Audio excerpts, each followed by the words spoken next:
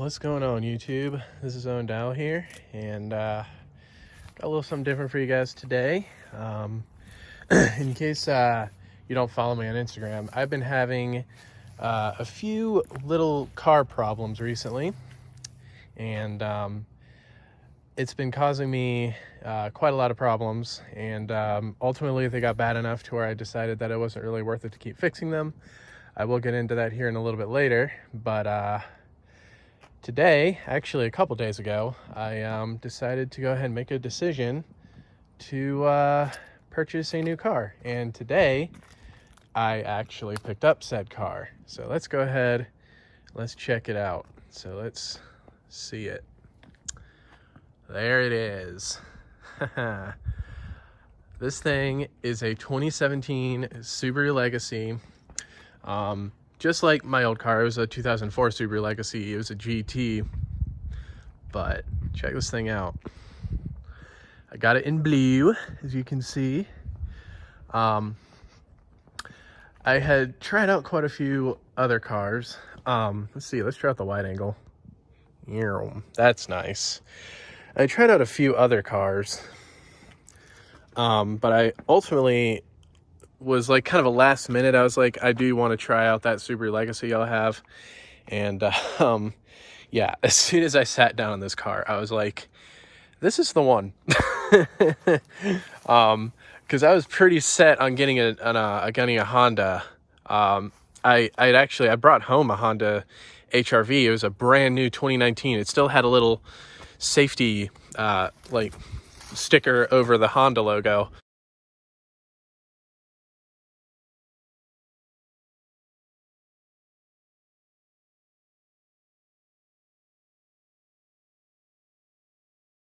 I wanted so badly to rip it off, but I didn't.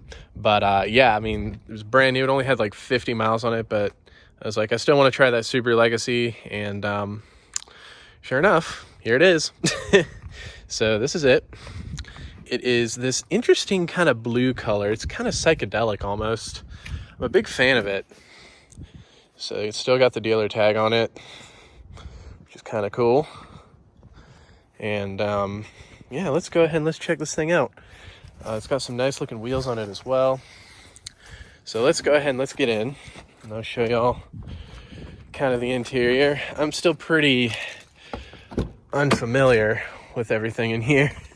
Kind of learning as I go along here, but this is the interior. You can see really nice. This thing has quite a lot of features. One sad thing though, that it doesn't have like Apple CarPlay on it or anything. It's got Subaru's own proprietary thing, but that's okay. I'm actually quite excited. My umbrella here matches the interior quite nicely, so that's kind of cool. But yeah, check this thing out. Excuse me. Jeez. So this is it. As you can see, got a nice steering wheel. We got some options on here. I got it for a really good price. It's got about $51,000 on it right now, and which isn't awful. It's not too bad. It would be nice, obviously, it was a little lower, but I mean, like I said, as soon as I got on this car, I just I fell in love with it. So check this thing out. This thing has heated leather seats. This leather is super supple, super plush. I like how it's a lighter interior, unlike that other Subaru I had, which was all black leather. That stuff would get super hot in the summer, so this is going to be super nice. Not having to worry about that getting super duper hot in the summer months. But check this thing out. So we've got, here's just a few things that I love about this car that I just can't get over. So we have power driver's side seats, and actually it has memory, as you can see right there. I'm not really sure how to set the memory, but I'm trying to figure out how to set this first preset to where I have it right now, because I'm actually pretty happy with where it is right now. But the passenger seat, let's see, I'm gonna come, yeah. Check this out. This is wild. The passenger seat also is fully powered seat adjustment. So you sit down, and you get your fine-tuned, like that's the back scoot forward. Sorry, I'm holding this phone with one hand and I just had a cup of coffee. It's pretty dope. I'm not gonna lie. Little storage area here. This is the one thing I didn't like about the HRV that I drove, the 2019 HRV. That was a base model, and I was really set on getting that car. I was like, this is the car I'm gonna get, the HRV. But when I was set on that when I was driving it home, because the person that, you know, I was dealing with actually was pretty cool, and he let me take it home for the night. But when I got in the car the next morning and I really started looking around at, I noticed that the center console here was like elevated upwards. It was like up here. All the storage was like literally below the gear shifter. And the center console, which this one has a really nice center console. But I mean, if you want to picture this section here walled off permanently, that was your center console. But with this thing, I mean, you get all that. Y'all can fit in there, which is pretty dope. It doesn't have a USB port in there, but it does have USB ports under that thing, so that's kind of nice. So, oh no! Oh, I'm putting it upside down. Let's see, how did this go in here? There. I wonder if there's a place I could store that thing, because I don't really want it there. But at the same time, you know, it's nice. So yeah, it does have USB ports. Oh my gosh, it also has auxiliary, which is super nice, because now if I'm driving people around and they're like, bro, you're not listening to music. Because when I drive, I really don't listen to music. I don't really have the radio on. I'm just kind of going. Unless it's a long trip, then I'll have the radio on. But yeah, I can be like, yeah, just plug in an aux cord and hook yourself up. So there's that.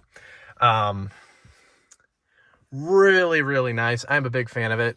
Now the other thing I can't get over is, check this out. So we have up here, we've got, just to show you, these here are your heated seat controls. So push this one. It actually has 3 settings, as you can, you know what? Let's turn on the accessory power. So yeah, you can see it's got Subaru's default thing. 3 settings per seat. I don't really know how effective it is yet. I haven't really used it. But if we come around to the back,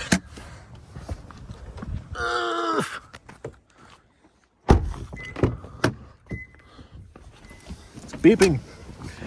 I don't know why. I think it's because it's on and it's trying to tell me that it's going to use up the battery. Look what we got back here. We've got 2 more heated seats in the back. So the seat I'm sitting in and this seat are both heated. And we also got some climate controls back here, which is just crazy. I mean, seriously, the Toyota I was looking at, I mean, it had back seats, but it was, I don't even know if I sat in the back seat of that. But it didn't have this. The one thing that this car actually doesn't have compared to my old Subaru is a little pop-out cup holders. There used to be some cup holders in my old Subaru that would just pop out. Instead, they're actually here. And this actually gives up something else. It used to be you could fold this part down in my old Subaru, and then you could extend, put in long objects. I'm not entirely sure. I don't think, my dad was thinking these could probably fold down. I don't think they do. I've been looking and I do not see how that works. It does have the same subwoofer. I think that's a subwoofer. My old Subaru had that. I don't know if y'all watched my video on that Subaru, because I did make a video on it a while ago. You'll see it. All right. But I don't know if it's going to be that big a deal, because check this out. Like, this thing does have pretty spacious trunk, so that's pretty dope. I mean, that is absolutely, I cannot fit my bike in there, which is kind of a shame. I was really kind of hoping I could maybe get my bike home after I got a new car, but I mean, that ain't too shabby at all. Let's go ahead and get in. Now here's something else kind of wild that I actually just noticed. You've got some parking lights built into the mirrors, the Subaru logo right there. I go ahead and I shut this thing off. You see they kind of turn on and they're parking lights. How wild is that? I'm just like, I'm just discovering new things. So I'm gonna go ahead and start this thing up just so I can hear what it sounds like. It has a push button, which is new for me. There we are. I kind of hate that chime, I'm not gonna lie. But yeah, I agree, whatever. And, you know, you got your infotainment and stuff. So, I mean, this thing's pretty sweet. I'll go ahead and you can see here. Pop the hood for y'all so y'all can see what that looks like.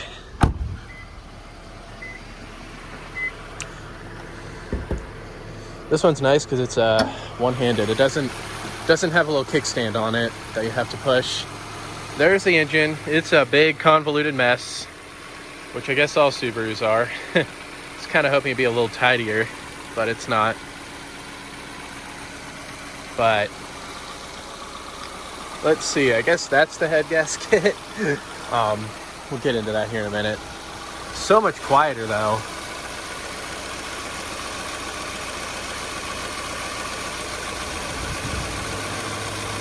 Wow, there's so much going on in there.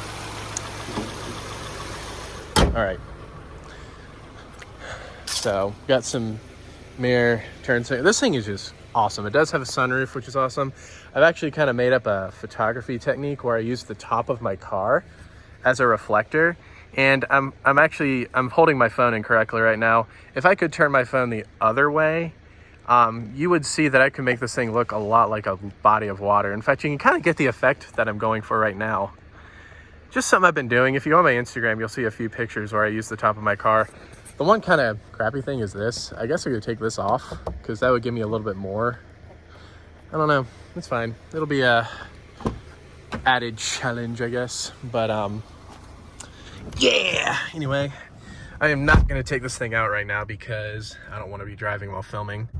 All right, so here's a little insert I'm gonna put in for driving. I'm here at my church parking lot, which is actually, this is where I kind of learned how to drive a car. So, it's a little driving footage for y'all.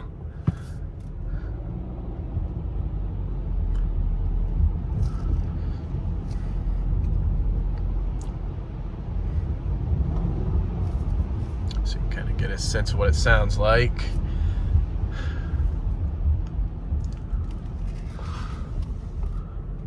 This thing's very, very responsive, like the steering wheel, just absolutely awesome.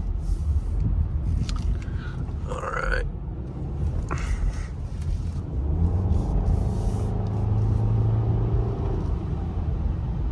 I didn't really floor it there, but gotta get an idea.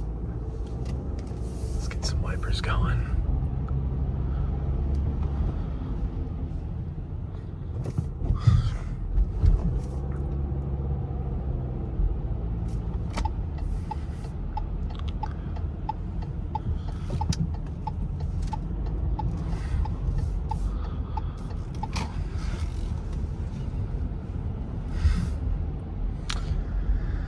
Yeah, this is where I learned how to drive a car.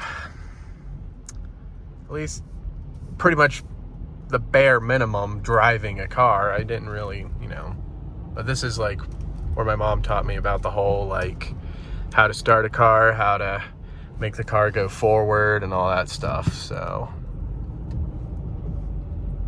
fun times.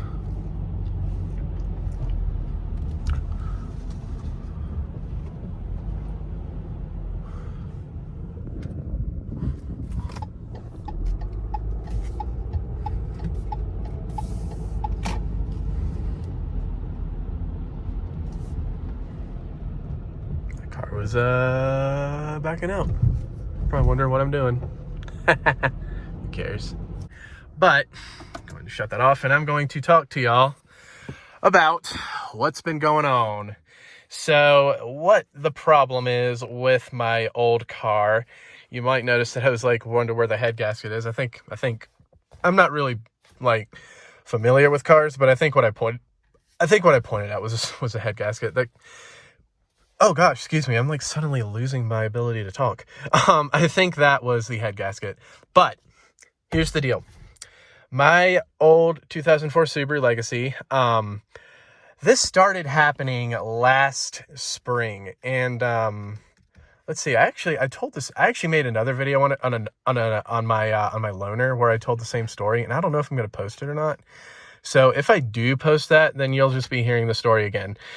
So I do apologize. But in the spring, of this year, I was actually meeting my parents for dinner, and I noticed as I was driving down there that my car was overheating, and I was like, that's not good. So I got to the restaurant and I was like, yo, my car's overheating. My dad took a look and he noticed that my coolant level was, well, it was non-existent. I didn't have any coolant in my car. So he had a little bit of spare coolant in his car that he just topped it off with. And after that, I mean, it was fine. I mean, my car was going strong for a good couple months after that. But I did kind of keep checking the coolant level because I was thinking, obviously, if that's empty, because I don't think coolant gets consumed. Obviously, there's a coolant leak somewhere. And sure enough, yeah, there was a coolant leak because it kept going down and down and down slowly. So what I did was I just kept buying coolant at Walmart and I was continually topping it off. And as you'll know, I did recently move to Raleigh and I drove that car several times actually back and forth between here and Raleigh for like job interviews and then ultimately moving. And then one day I was meeting a friend at a restaurant. Oh my God. It's really starting to occur to me that this looks like a face and I am kind of weirded out by that. Oh my gosh. Nose. Oh no. I don't think I'll ever be able to unsee that. And I do apologize if you own a Subaru Legacy and you also see that now and can't unsee it. Anyway, let's just try to ignore that. So, what was I saying? Yeah, I was meeting a friend at a restaurant. I was, heading there from work, and my car started overheating again. I was like, crap, that's not good. So what I did was I pulled over into a bank and I topped off the coolant. And sure enough, when I got back on the road, I noticed I had just topped off my coolant, but it was actually still overheating. Now, luckily, the restaurant wasn't super far away, and that restaurant wasn't super far from home. But that was a little bit freaky. I was like, oh my gosh, my car is overheating, yet it still has coolant in it. So what I decided to do was I stopped kind of driving it. I started relying on Uber, but I looked around for a competent radiator shop, and I found one. And I had my car towed off to them, and then they did some tests, and they were like, so everything looks good with your radiator. We couldn't really find anything. We couldn't really find anything major. They did find a small leak, but as I get through the story, I'm not entirely sure that was the problem, but they did find a small coolant leak in like a hose or something that they just went ahead and patched. And they're like, this isn't going to be like the best long-term solution. We really don't want to get in there and mess around too much. We don't want to make it more expensive for you than it already is. I mean, they were super cool people. Really, really, really honest people. And they did wind up charging me though, because they did change my oil and they did do like a few little maintenance-y type things like that. So I did get like $100 bill or whatever, but that's fine. But I drove it around after that, and sure enough, yeah, the coolant leak was still kind of persistent after that. It was a little slower at first, but it did quickly kind of pick up in pace, and I was just buying coolant like all the time. It actually got to the point where I was buying 2 bottles of coolant at a time just to go ahead and make sure I wouldn't have to keep, going back and forth between Target to buy coolant, because none of the Targets close by to me actually have an automotive section. I had to go to a Target that was kind of far away, and there aren't really any Walmarts around me either, which is kind of odd. I mean, there's one Walmart, but I'm just not interested in going to it. Maybe one day I will, but I just don't. But that was the thing. It got to where I was buying like 2 bottles of coolant at a time, and then the back of my car was just a disaster because the coolant bottles themselves were like leaking all the time. I don't know what it is about coolant bottles. They suck. They just don't know how to not leak. But anyway, long story short, one day I was running a little bit late to work, and I was like, I should probably check my coolant level because I haven't checked it in a couple days. But then I was like, no, I'm running late to work. I need to get going to work. So that's what I did. I drove to work, and then as I was pulling into my parking spot, I looked at the odometer, or not the odometer, the thermometer, the thermostat, and sure enough, it was redlined. That thing was redlined as redline can get. I was like, oh my gosh, what have I done? So I topped the coolant off again right then and there so I wouldn't forget. And then I was like, but I'd used up all the coolant. So I was like, well, now I need to go back and buy another bottle of coolant. And this Target that I've been buying coolant at is in the next town over. It's a decent drive. It's about like an 8-mile drive, maybe a 9-mile drive. So Anyway, I topped the coolant off, and then I got back in my car and drove to the Target. But of course, it was still overheating because whenever that happened, something got upset. It's like, crap, this is happening again. So I called up the radiator shop, and I'm like, man, I think y'all do need to do something about my radiator because it's really bad now. Like, it's redlining really bad. And also, this is what was stupid. I drove that car. I made it to the Target, but the Target didn't have any coolant, which was stupid. That was the whole reason why I was even going through this. It was a hellacious drive too, because it kept redlining, and I was trying to take care of the car. I didn't really want to damage it. But ultimately I was like, okay, now I really want to go home. I didn't really want to bother anybody. I really didn't feel like taking an Uber home because that would be expensive, especially from the next town over. So what I did was I just drove myself home. And I'm not sure if that is what caused what I'm about to tell you, or if what I'm about to tell you was the cause of all the problems already. But I do feel like that was probably a mistake. And the whole time I was going home, because there was redlining on the interstate, and I was like, what's happening? I hate this. It was kind of scary.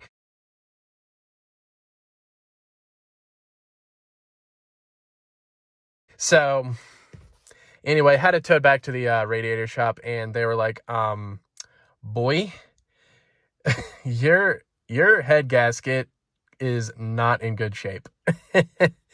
Pretty much, it was full of fluids. It was full of all kinds of fluids that it wasn't supposed to be full of.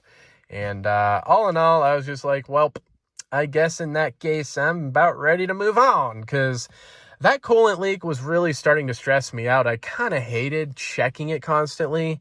And I didn't really realize that, I guess, coolant leaks could be related to head gasket issues. I didn't know that head gaskets were susceptible to being extra damaged when your car was overheating. I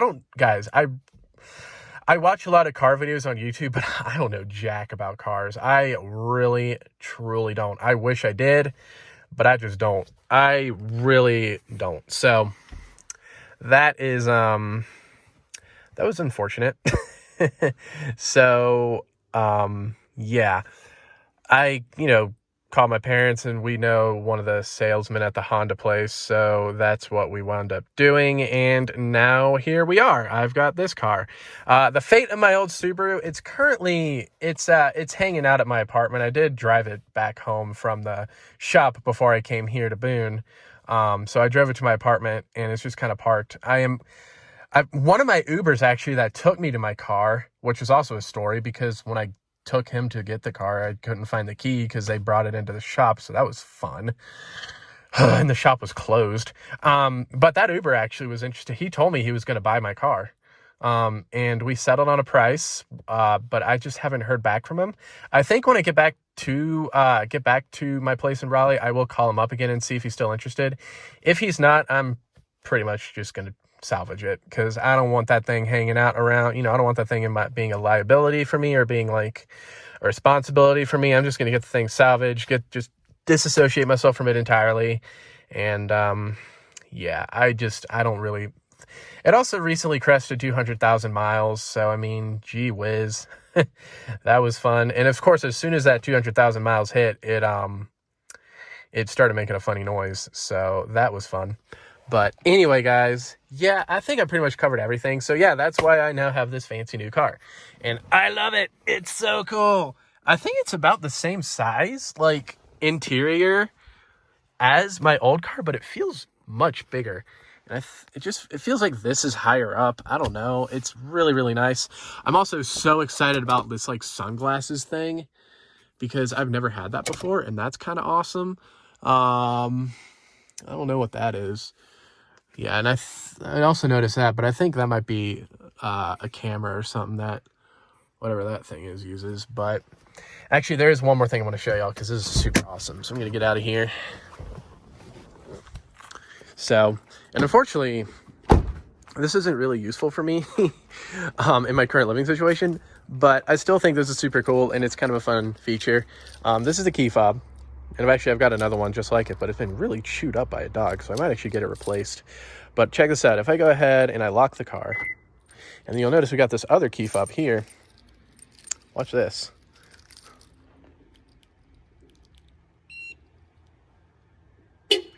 Oh, are you gonna do it? There we go. That is so cool. And if I still lived here, like full time, this would be amazing, because all I'd have to do is like poke my head out the window, start it, and then just come back out 5 minutes later and the car would be warm. Just go ahead and kill it too. Maybe.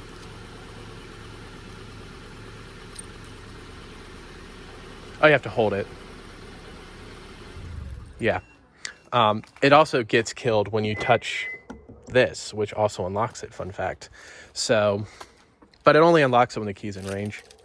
But yeah, that would be really handy, but because of my current living situation, I don't think that's going to be very much a used feature, but we will see. I will try to make use of it because I think it's amazing. I love having a remote starter.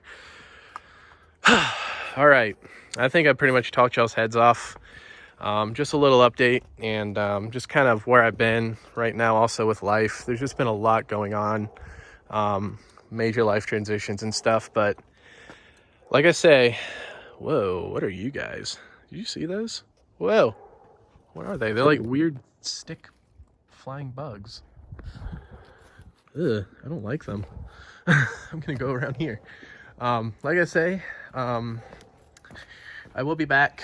My Zippo collection update will be coming at the end of the year, as well as any other videos that I typically make at the end of the year. So that's pretty much it. Thank you guys so very much for watching, and adios. As I burp, really unfortunately.